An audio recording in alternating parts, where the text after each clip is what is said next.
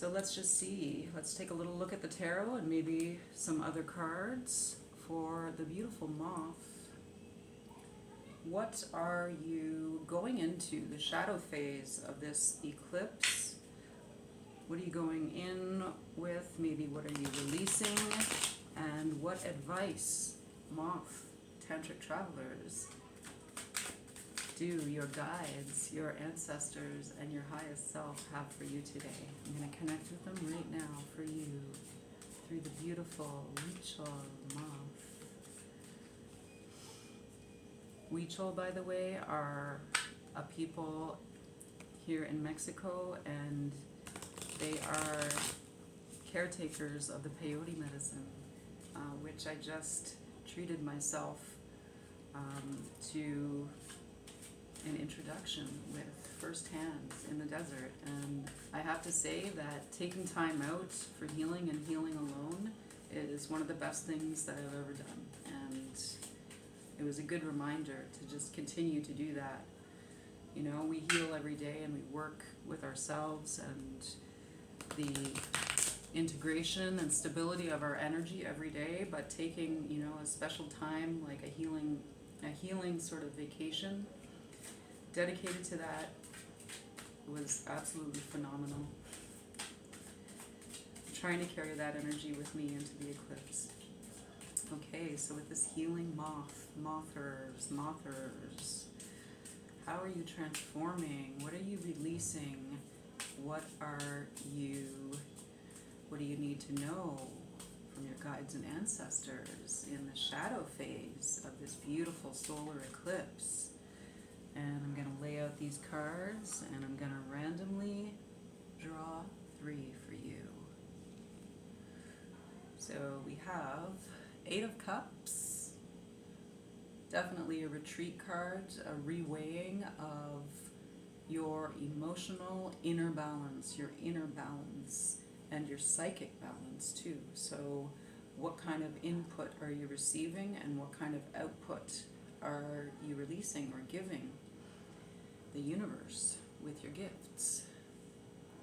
8 of Cups, and you might actually be retreating somewhere, and it could even be to a watery place, a watery state of mind. It could be the bathtub, it could be, you know, the beach, it could be a rainy day inside.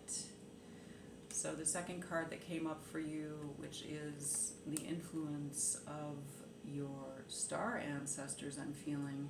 This isn't even an actual real card. This is the identifying card of the Night Sun Tarot deck, and I use it as my personal card when it comes out. So this must be my pile, and I think this is saying and expressing that even though the card is showing the Chariot energy, which is an angelic number, and it has to do with, you know, movement forward, but it's movement forward from a balanced position of rationality or you know, informed action with instinct and intuitive knowing. So I feel like you're entering you know, the unknown, the great unknown ahead of you in a place of confidence, and you're feeling maybe not like you're in control, like holding the reins, but maybe that you're kind of, you know, just gently sort of steering yourself almost like you're maybe in a kayak rather than on a chariot, you know? You're steering yourself over the waves and over the currents of the water, and trusting in your natural self, both rational and intuitive. So that's beautiful. Oh, and the third card we have here is the Hermit. Somebody pointed out to me that this card actually looks like Gary Oldman in Dracula, and I agree. Actually, this Hermit looks like they could be wearing my robe too. So maybe this is my pile. The Hermit is Virgo energy, so this is kind of a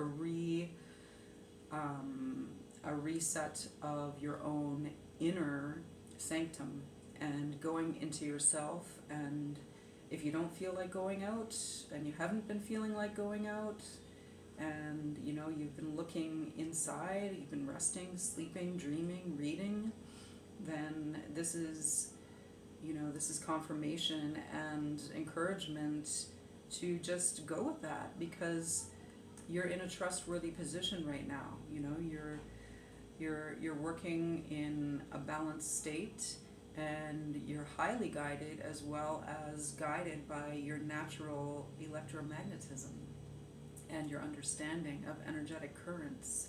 So this is encouragement, and it's also saying, you know, if you feel like you are a little bit more stressed out or agitated leading up to the eclipse, then take the time to go somewhere by yourself and look into your own inner knowing, and you know, feel the encouragement from your inner self. Feel your wisdom.